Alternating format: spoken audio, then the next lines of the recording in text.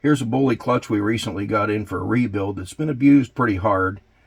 As you can tell from the bluing on the metal, it's gotten very hot. And actually, if you look at the floater, only part of the floater was even contacting the friction discs.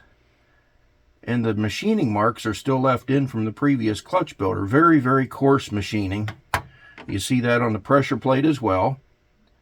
Very coarse machining about 3/4 of the way around the pressure plate. One small part of it was contacting and obviously getting very hot.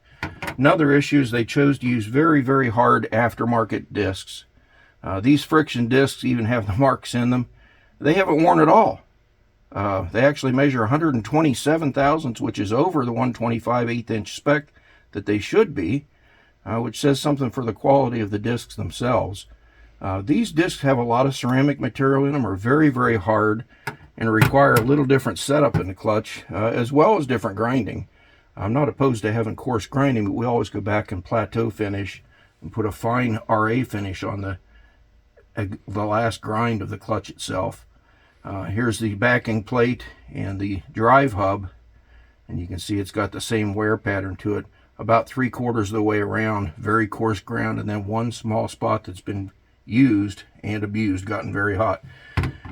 So the clutch builder spent the time to do all this grinding and did some fancy lightning work there. I'm not sure that even saved them a 1/2 of 1 ounce, but took the time to set all that up and lighten it up, and then chose to use the cheapest discs available to put the man's clutch together, and then reused his basket, which is plumb wore out.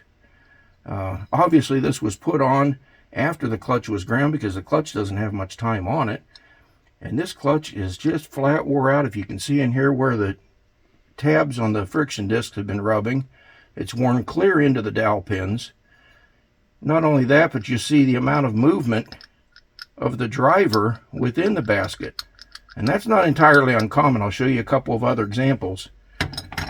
Here's what another clutch looks like. You may be able to see this from the video of just how those wear tabs wear into the basket. And you can see the notches or the wear that occurs from that. This one's not nearly as bad, but it's the same outcome that's going to occur if you continue using it like that. We would go ahead and grind these back flat, which would get you a few more races out of it, but eventually the basket does need replaced. It doesn't last forever. Here's another example of a basket that should be just thrown away.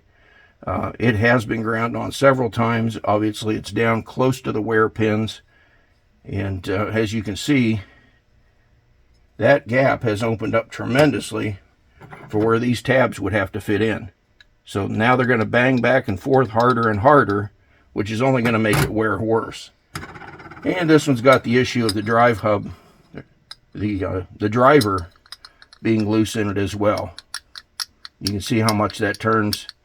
About an 1/8, maybe 3/16 of an inch of movement.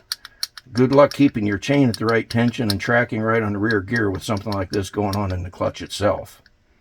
Of course, we would go ahead and replace it when they get this bad.